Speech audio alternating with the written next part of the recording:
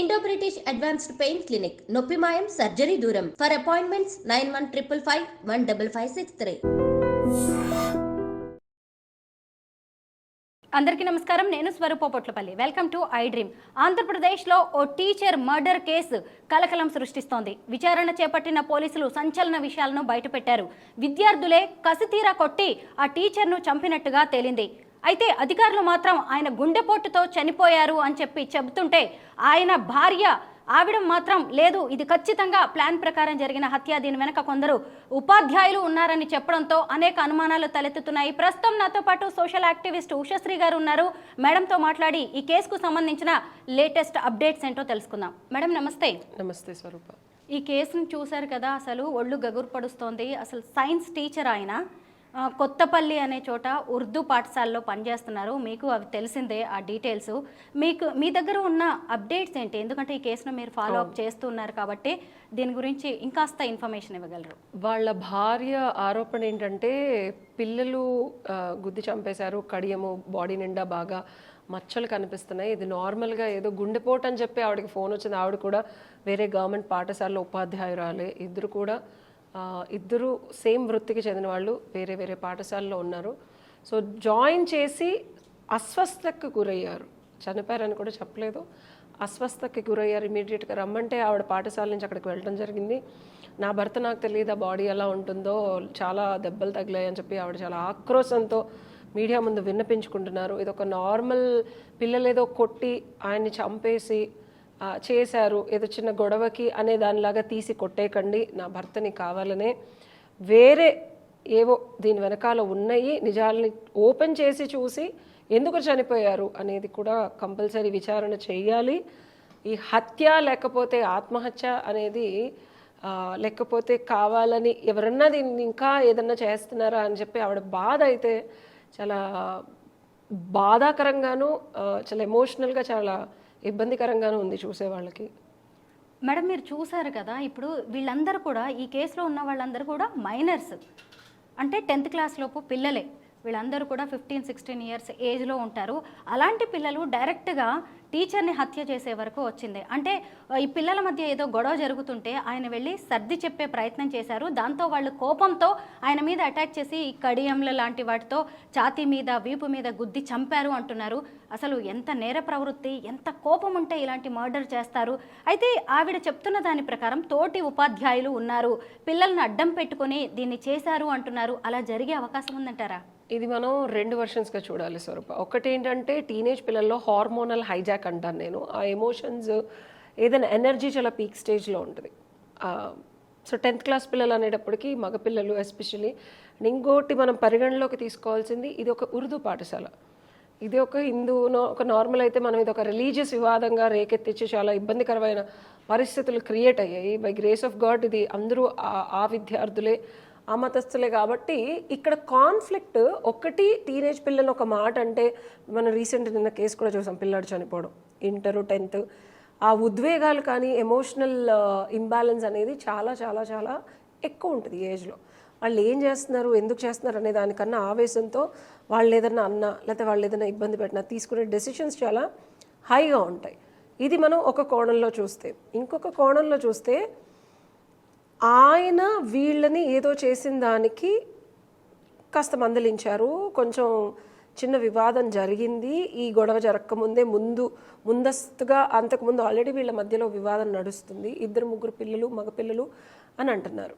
So వాళ్ళ emotional ప్రాబ్లమ్ని బట్టి పిల్లలు ఇది చేసి ఉండొచ్చు అనేది ఒక ఆరోపణ, మనకి బయట తిరుగుతున్న ఆరోపణ. అయితే ఇంకొకటి, అంత టీనేజ్ పిల్లలు అంతా ఒకటే పాఠశాలలో కలిసి చదువుకుంటారు. ఒక విద్యార్థి స్థితిలో ఉన్న పిల్లలు వెళ్ళి ఒక మాస్టర్ గారిని తిడుతుంటేనో కొడుతుంటేనో సౌండ్లు వస్తాయి, వినికిడి, పక్కన వాళ్ళందరూ చూసి గదమాయి. ఒక క్లాస్ రూమ్లో జరుగుతుంటే క్లాసులు పక్కన ఉంటాయి. సో డెఫినెట్గా ఇర్రెస్పెక్టివ్ ఆఫ్ వాట్ కంపల్సరీ ఈ సౌండ్ అనేది వస్తే అరుస్తారు. ఆవిడ చెప్పిన దాన్ని బట్టి మనం గమనిస్తే చాలా చాలా బాధాకరమైన స్థితిలో ఆయన చనిపోయారని మనకు తెలుస్తుంది. గుండెపోటు అని చెప్తున్నా, కడియంతో గుద్దిన గుర్తులు, బాడీలో చాలా చాలా మచ్చలు ఉన్నాయని ఆవిడ చెప్తున్నారు. సో అంత జరుగుతున్నప్పుడు సౌండ్ వస్తుంది. విద్యార్థులే చేశారు అనుకుందాం, సౌండ్ వస్తుంది. తోటి ఉపాధ్యాయులు అవనివ్వండి, పాఠశాల యాజమాన్యం అవనివ్వండి, అంటే ఇది డే టైంలోనే జరిగి ఉంటుంది డెఫినెట్గా, అవుట్ ఆఫ్ ద స్కూల్ టైమింగ్స్లో లేదు. ఎందుకంటే ఆవిడ కాల్ వెళ్ళింది కూడా ఫ్యాక్ట్స్ ఆఫ్ ద కేస్ మధ్యాహ్నం 3 గంటల సమయంలో బుధవారం జరిగింది. సో ఆవిడకి 3ంటికి కాల్ వెళ్ళిందంటే మోస్ట్లీ 10 to 12 మధ్యలోను, 10 to 1 మధ్యలోను. So the time of everybody is there in the school. సో ఒక మనిషి చనిపోయే స్థితి వరకు వీళ్ళు కొట్టి అతన్ని ఆ ఉన్మాద స్థితికి తీసుకెళ్లారు అంటే మనకి ఇక్కడ క్వశ్చన్, రేజబుల్ క్వశ్చన్, పిల్లలు ఉద్రేకంలో చేసిన ఉపాధ్యాయులు అంటే ఇన్ ద లా మనకి ఏముంటుందంటే ఒక పని చెయ్యటానికి ప్రేరేపించడం కూడా తప్పే, ఇంటెన్షన్ని క్రియేట్ చేసి పక్కన వాళ్ళని చంపేలా చేయడం తప్పే.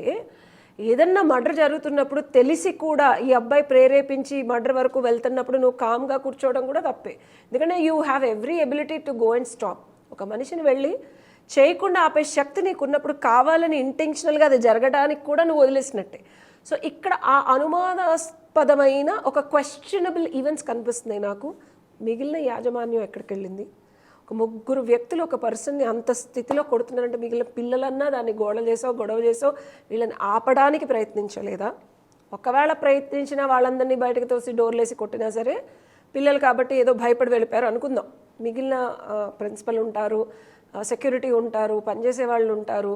ఒక రూమ్లో ఒక పరిస్థితి అంటే ఒకసారి చనిపోయినట్టు తెలియట్లేదు మనకు. అక్కడ దెబ్బలు ఉన్నాయి, ఇబ్బందికరమైన సౌండ్స్ వచ్చినప్పుడు కూడా మిగిలిన వాళ్ళు అంటే ఇంటెన్షనల్గా ఇదేమన్నా మిగిలిన వాళ్ళు కూడా కావాలని ప్లాన్ చేసి వాళ్ళు చేస్తే ఇబ్బంది అవుద్దని, మైనర్లు కాబట్టి ఒకవేళ కేసు అయినా ఇబ్బంది లేదు వీళ్ళకి, ఈ 3 ఫ్యామిలీస్కి ముందే డబ్బులు ఇచ్చి చేయించారా? చేయిస్తే కనుక అసలు ఎందుకు చేయించాల్సి వచ్చింది? ఈ యాజమాన్యంలోనూ ఈయనకి మనకు అంతకుముందు ఒక కేసులో కూడా ఐ వాజ్ ఇన్ యూఎస్, అప్పుడు ఒక అమ్మాయి మెడికల్ స్టూడెంట్ని ఇలానే చేసి కాళ్ళు చేతులు రిబ్స్ ఇరిగిపోయినాయి. అండ్ అది కూడా యాజమాన్యమే చేయించిందని చెప్పి నేను అప్పుడు వీడియోలో చెప్పాను, అదే జరిగింది. సో క్వశ్చన్ ఏంటంటే ఇతనికి యాజమాన్యానికి ఏమైనా గొడవలైనాయా? ఆ స్కూల్లో ఏదైనా జరుగుతుంది ఇతనికి తెలిసి ఇతను ఏమైనా బయటపడతానంటే వాళ్ళు ఏమన్నా ఇతన్ని నోరు మూయించడానికి ఇలా ఏమైనా ప్లాన్ చేశారా? లేదా అసలు ఇదంతా పక్కకి తోస్తే పిల్లలే ఇతనితో నిజంగా ఏమన్నా ప్రాబ్లం వచ్చి వాళ్ళని మందలించడం వల్ల కోపోద్రేగాలకి గురయ్యి యాజమాన్యం దగ్గరికి వెళ్ళి వాళ్ళకు కూడా పాస్ట్లో ఇలాంటి ప్రాబ్లమ్స్ వచ్చి ఇద్దరు కుమ్మక్కై చేశారా అనేది ప్రశ్న. పోలీసుల వర్షన్, సీన్ ఆఫ్ అఫెన్స్, అలాగే ఇప్పుడు ఉషశ్రీ గారు చెప్తున్న దాన్ని బట్టి చూస్తే ఖచ్చితంగా ఇది ఒక పక్కా ప్లాన్డ్ మర్డర్, అది కూడా స్టూడెంట్స్ని ముందు పెట్టి చేశారు. బట్ దీని వెనక బలమైన రీజన్స్ ఏవో ఉన్నాయనే విషయం అయితే బాగానే అర్థమవుతుంది. ఉషశ్రీ గారు, మనం ఇక్కడ ఇంకొక విషయం మాట్లాడుకోవాలి. ఈ మధ్య కాలంలో ఎక్కడ ఏ క్రైమ్ జరిగినా దాని వెనక ఎక్కువగా మైనర్స్ కనిపిస్తున్నారు. అంటే చిన్నపిల్లల మీద లైంగిక వేధింపులు కావచ్చు, లేదంటే తోటి విద్యార్థుల్ని చంపేయడం కావచ్చు, ఇప్పుడు ఏకంగా టీచర్ని చంపే వరకు పరిస్థితి వచ్చింది. అంటే అసలు ఈ టీనేజ్ పిల్లల్లో వస్తున్న మార్పులు, అంటే వాళ్ళు చూస్తున్న సెల్ ఫోన్స్ కావచ్చు, వీడియోస్ కావచ్చు, యూట్యూబ్ ప్రభావం కావచ్చు, ఇవన్నీ కూడా ఎఫెక్ట్ చేస్తున్నాయంటారా వీటిని? 100% స్వరూప గారు. నేను యూఎస్లో 18 years బ్యాక్ ఉన్నాను. నేను అప్పుడు 17 years 16 years బ్యాక్ విన్నాను. స్కూల్లో గన్ను తీసుకొచ్చి చిన్నపిల్లాడు స్కూల్లో చంపేసి, అమ్మో ఇది ఇండియాలో ఇంకా రాలేదు, అమ్మయ్య ఐఎమ్ సో సేఫ్, పిల్లల్ని ఇక్కడ ఉంచకూడదు, ఇండియాలో ఉంచితే బాగుంటుంది అన్న ఒక చిన్న ఆలోచన అప్పుడు వచ్చింది. బట్ స్టిల్ మా అబ్బాయి యూఎస్లోనే ఉన్నాడు, I don't know what is doing. But ఇది ఇండియా వరకు పాకిందంటే డెఫినెట్గా అప్పుడు మనం ప్రపంచీకరణ అవ్వండి, గ్లోబలైజేషన్ అవ్వండి లేదు, క్రైమ్ రేట్ అవ్వండి, నెట్ఫ్లిక్స్లో అసలు ఎంత ఇన్ఫ్లుయెన్స్ అంటే క్రైమ్ని మనం కొన్ని పేర్లు ఎందుకులేండి, పెద్ద పెద్ద సినిమాలు కూడా క్రైమ్ని కానీ లేకపోతే ఒక దొంగని కానీ లేకపోతే ఒక డాన్ కానీ హీరోయిజం లాగా చేసి చూపిస్తున్న ఈ సొసైటీలో మర్డర్ని గెట్ అవే అవ్వాలి అంటే వాళ్ళకి కావాల్సిన టెక్నిక్లు కూడా చూసేస్తున్నారు. ఎందుకంటే అంత మంచి సినిమాలు వస్తున్నాయి మనకి ఇప్పుడు. సో టీనేజ్ పిల్లల్ని మనం కాదన్నా వద్దన్నా ఇప్పుడున్న సొసైటీలో ఇంటర్నెట్ ఆపలేము, ఫోన్లు ఆపలేము. వాళ్ళ బుర్ర ఎలా ప్రపంచానికి ఓపెన్ అవుతోందో ఆ ఓపెన్ అయిన బుర్రలోకి ఏం ఎంటర్ అవుతున్నాయో, ఎంటర్ అయిన తర్వాత అది లోపల ఎలా ప్రాసెస్ అయ్యి అవుట్పుట్ ఎలా వస్తుందో కంప్యూటర్ ప్రోగ్రామ్ లాగా మన చేతిలో ఉండదు. ఇర్రెస్పెక్టివ్ ఆఫ్ వాట్ మీరు ఎంత చేసినా అది మన చేతిలో ఉండదు. ఉండని నేపథ్యంలో ఇదొక కొత్త ఒరవడి. అంటే పిల్లలు కొట్టుకోవడం వేరు, పిల్లలు గర్ల్ ఫ్రెండ్ని బయటకు తీసుకెళ్ళిపోయి వీళ్ళు కొట్టుకొని చంపిన సందర్భాల్లో చూసాం మనం రీసెంట్ కేసెస్లో. ఇది నెక్స్ట్ లెవెల్ ఆఫ్ క్రైమ్. అంటే వాళ్ళకే ఆలోచన వచ్చిందా అనేది డెఫినెట్గా యాక్సెప్ట్ కూడా చేసే పరిస్థితి ఉంది. సో మనం మిగిలిన యాజమాన్యాన్ని కలపకుండా మనం పక్కన పెడితే నా వర్షన్ ఇంకోటి, అంటే మీకు ఇది వింతగా విడ్డూరంగా అనిపించవచ్చు కానీ వీళ్ళకున్న ఇన్ఫర్మేషన్, వీళ్ళు చూసిన కథానికాలో లేకపోతే వీళ్ళు చూసిన డిఫరెంట్ క్రైమ్ సీన్స్, ఇది మర్డర్ నుంచి ఎలా గెట్ అవే అవ్వాలని, అసలు ఇది చేసి చూద్దాము అనేదానికి కూడా ఒక మూవీ ఉంది, how to get away with murder అని చెప్పి. సో ఇట్లాంటివి కూడా చూసి ఎక్స్పెరిమెంట్లు చేసే అంటే ఆ ఎనర్జీ అలా ఉంటుంది. ఇదివరకు పాతకాలలో చింతకాయ పచ్చడిలో చెప్పారని నేను అంటాం కాదు, కానీ చిన్నప్పుడే పెళ్ళిళ్ళు చేసేవాళ్ళు ఆ ఎనర్జీని సెటిల్ చేయడానికి అది 13 ఏళ్ళు 14 ఏళ్ళకి ఒక సెటిల్ అయ్యేది. ఇప్పుడు ఉన్న దట్స్ నీట్ న్యాచురల్ థింగ్. ఒక భయంకరమైన లోపల ఉన్న శక్తిని మీరు చదువు మీద ఫోకస్ చేయమంటారు, ఆ బుద్ధి అటు వెళ్ళదు. గొడవలు కొట్లాట్లు కంట్రోల్ చేసుకుంటారు. ఇంకే ఉంటుంది అమ్మాయిలు, ఇప్పుడు మనం అది చూస్తున్నాం, మాట్లాడుతూ టీనేజ్ పిల్లలు పోస్కో చట్టం ఎంత వచ్చినా సరే ఇర్రెస్పెక్టివ్ ఆఫ్ వాట్, ఎన్ని రీసెంట్ కేసెస్, మా పనమ్మాయి వాళ్ళ చెల్లిని చూశాను, షీస్ జస్ట్ 16 ప్రెగ్నెంట్ అయిపోయింది. 16 కాదు 15, 16 కూడా రాలేదమ్మా, అలా ఎలా అయ్యావు అంటే నేను చాలా రీసెంట్ కేసెస్లో చూస్తున్నాను టీనేజ్ పిల్లలు they couldn't control this sexual energy. నేను డిజైర్ అని చెప్పను, అది వేరే టాపిక్, మళ్ళీ మాట్లాడదాం. సో ఆ ఎనర్జీని నువ్వు అలా ఫుల్ఫిల్ చేయనప్పుడు ఇప్పుడు ఎనర్జీ టూ మచ్ ఉందండి, అది దేని మీదకి వెళ్తుంది, నేను అదే అన్నా, ఇన్పుట్ ఏదొస్తే దాని మీదకి వెళ్తుంది. అది లేనప్పుడు క్రైమ్ గురించి ఆలోచించి ఎవరన్నా చిన్న మాట అన్నా కోపం వచ్చి కంట్రోల్ లేని ఎనర్జీ ఎటు దారి చూపిస్తే అటు వెళ్తుంది. సో ఈ దారిలోకి వెళ్ళింది అనేది నా వాదన. అంటే ఇర్రెస్పెక్టివ్ ఆఫ్ వాట్ మనం ఇప్పుడు యాజమాన్యం ఇందులో ఇన్వాల్వ్ అయ్యేది అనేది ఒక పర్స్పెక్టివ్ మాత్రమే.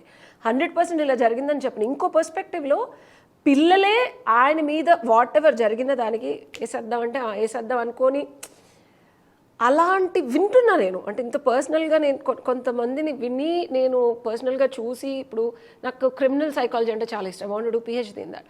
చిన్నపిల్లలు, నేను రీసెంట్గా US నుంచి వచ్చాను, అక్కడ టీనేజ్ పిల్లలు ఎంత దారుణంగా ఉన్నారంటే, మేబీ ఇండియా కూడా ఫాస్ట్ ఫార్వర్డ్ చేస్తే 20 ఏళ్లలో అలా అవుతుందని అనుకున్నాను, 18 ఏళ్ళకి వచ్చేసింది. సో ఈ టీచర్ ఏదో చెప్పుంటారు, వీళ్ళకి నచ్చుండదు, వీళ్ళు ఇతన్ని ఇబ్బంది పెట్టడానికి ఏదో ప్రయత్నంలో చనిపోయి ఉండొచ్చు ఒక పాసిబిలిటీ. ఎందుకంటే చంపేసే స్థితికి స్కూల్లో రారు, ఒకవేళ చంపేయాలంటే బయటకు తీసుకెళ్ళి వాట్ ఎవర్ ప్లాన్ చేసి చంపేసి, ఆ మాత్రం బుద్ధి జ్ఞానం 10th క్లాస్ వాళ్ళకి ఉంటుంది. అంటే ఇది నా వాదన, అదే చెప్తున్నా, వెర్రీగా ఉండొచ్చు. నిజంగా అతన్ని ఏదన్నా చేయాలి అంటే వాళ్ళు they would have done it in a very different way. So చావడం వరకు వెళ్తుంది అని వాళ్ళు కూడా అనుకోని ఉండొచ్చు, ఉండకపోవచ్చు, నాకు తెలిసి ఉండకపోవచ్చు. బట్ అతనితో వీళ్ళకి జరిగిన వాగ్వివాదాలు తీవ్రత ఎక్కువయ్యి విపరీతంగా కొట్టడం వల్ల ఆయన ఏదన్నా ఆ మూమెంట్లో 42 గుండెపోట్లు రావచ్చు. దర్ ఇస్ 100% పాసిబిలిటీ ఆయన గుండెపోటు కూడా వచ్చే పాసిబిలిటీ ఉంది. అది ఇంకా మనం రిపోర్ట్స్ రాకుండా మనం ఏమీ మాట్లాడుకోవడానికి లేదు. మేబీ గుండెపోటు వచ్చుండొచ్చు, బట్ తగిలిన దెబ్బలని బట్టి వాళ్ళు ఇతన్ని ఇబ్బందికరమైన పరిస్థితుల్లో తోశారు. మాతృదేవోభవ, పితృదేవోభవ, ఆచార్య దేవోభవ అంటాం కదా. అంటే తల్లిదండ్రుల తర్వాత స్థానాన్ని గురువుకిచ్చి గురువుని దైవంతో సమానంగా చూసే అద్భుతమైన సంస్కృతి మనది. కానీ ఇప్పుడు చూస్తేనేమో పరిస్థితులు మారిపోయాయి. ఇప్పుడు ఒక టీచర్ పిల్లాడి మీద ఒక దెబ్బ వేయాలన్నా, ఒక మాట గట్టిగా చెప్పాలన్నా భయపడాల్సిన పరిస్థితులు వచ్చాయి. అంటే మన విద్యా వ్యవస్థ అలా తయారైంది, పిల్లల పెంపకం కూడా అలాగే ఉంది. ఇప్పుడు ముఖ్యంగా ఈ ఘటన చూసిన తర్వాత విద్యా వ్యవస్థలో కావచ్చు, తల్లిదండ్రుల పెంపకంలో, పేరెంటింగ్లో రావాల్సిన మార్పులు ఏమంటారు ఉషశ్రీ గారు మీరు? పెంపకం అనేది అదొక టాపిక్ అండి, అది మళ్ళీ మాట్లాడదాం. ఇప్పుడు కాంటెక్స్లో నేను మాట్లాడాలనుకుంది విద్యార్థి అంటే విద్య కోసం అర్థించి బాబ్ అని గురువు గారి దగ్గరికి వెళితే భిక్ష లాగా గురువు ఇచ్చే విద్యని అడ్వెంట్ ఆఫ్ బ్రిటిష్ అవనివ్వండి, మన కల్చర్ ఆఫ్ విద్య చెప్పడం అవ్వండి, ఓ సిలబస్ పెట్టి ఆ సిలబస్లో ఉన్నట్టు మక్కికి మట్టి కొట్టించి వాడు చదువుకోకపోతే ఇంట్లో పేరెంట్స్ టార్చర్ పెట్టి మార్కులే కొల్లబద్దుగా చూసే ఇప్పుడున్న కాలమాన స్థితిలో కొంత డబ్బులు ఉన్న వాళ్ళు సొసైటీ మారి కేంబ్రిడ్జ్ అది ఇది అని చెప్పి ఏదో కొంచెం మన విద్య లాస్ట్ 10 ఏళ్ల నుంచి 4 ఏళ్ళు గొంతు చించుకోవడం వల్ల మారింది. బట్ మనం మాట్లాడుకునేది గవర్నమెంట్ పాఠశాల అండ్ మనం మాట్లాడుకునేది ఒక ఉర్దూ విద్యాలయం. సో ఇందులో విద్య అనేది గురువు మీద ఎప్పుడు గౌరవం వస్తుంది మీరు చెప్పండి? మంచిగా చదువు చెప్పినప్పుడు, వాళ్ళకి కావాల్సినట్టుగా గైడెన్స్ ఇచ్చినప్పుడు. అండ్ ఒక 100 మందిని క్లాస్లో ఒక 50 మందిని క్లాస్లో కూర్చుకుంటే ఈ 5 వేళ్ళు ఒకటే సరిగ్గా ఉండదు. ఆ 50 మంది తలకాయలు ఒకే సబ్జెక్టు ఒకే టైంలో ఒకే క్లాస్లో ఒకేలాగా వినవు, రావు. మనకి పాతకాలంలో విద్య అనేది అతని ఎబిలిటీని బట్టి అతనికి ఆ రోజు ఏం చెప్పాలనేది చెప్పి అతనిలో రిజల్ట్ తీసుకొచ్చి అతని ఆత్మలోంచి మనకి ఒక జ్ఞానాన్ని జ్వలింపచేసేవాడు గురువు కాబట్టి ఆటోమేటిక్గా గౌరవం వచ్చేది. ఇప్పుడు గురువు ఏం చేస్తున్నాడు? చదవండి, చదవకపోతే బెత్త వేసుకొని కొట్టడం, కొట్టకపోతే వాడిని మందలించడం. నాకు తెలిసి ఈయన అదే చేశారు. అది మనం ఆయన తప్ప అనలేం, మనకున్న సొసైటీ తప్పు. ఇప్పుడు ఒక గురువు మీద జ్ఞానం వచ్చినప్పుడు, గురువు చెప్పిన విద్యని లోపలికి తీసుకొని జ్ఞానజ్యోతి ప్రజ్వలించినప్పుడే కదా విద్యకి ఒక మీనింగ్ వచ్చి, ఓహో విద్యకి ఇంత గొప్పతనం ఉందా అని విద్యని ఇంకా అర్థించి గురువు దగ్గరికి వెళ్ళి గౌరవం వస్తుంది. ఈ సిస్టమ్ లేదు మనకి. లేనప్పుడు డెఫినెట్గా ఇలాంటి ఇబ్బందికరమైన పరిస్థితులు. నేను ఫ్యాషన్ డిజైనింగ్ చెప్పిన అందరికీ కలిపి ఒక కాన్సెప్ట్ చెప్పిన, ఎవరి ఎబిలిటీ ఏంటి అనేది చూస్తాం. వీళ్ళకి స్టిచ్చింగ్ ఇంట్రెస్ట్ ఉందా, లేకపోతే వీళ్ళకి ఓన్లీ మార్కెటింగ్ చేయగలరా, వీళ్ళు ఓన్లీ డిజైన్ చేయగలరా. సో ఆ ఎబిలిటీని చూసి విద్య చెప్పే సొసైటీ రావాలని కోరుకుందాం. అంతకు మించి మనం ఏం చేయలేం. ఎందుకంటే గౌరవం అనేది ఒకళ్ళు ఇస్తే రాదు, లోపల నుంచి విద్యార్థులకి కలగదు. అది మంచి చెప్తేనే కొట్టి చంపేస్తున్నారు అంటే వాళ్ళ మనసుకి నచ్చలేదు అంటే చెప్పే పద్ధతిలో కూడా తేడా ఉంది. పుస్తకాలు చదివి మీరు నేను కూడా మ్యాథ్స్ సైన్స్ చెప్పేయగల స్థితిలోకి వచ్చేసాం. సో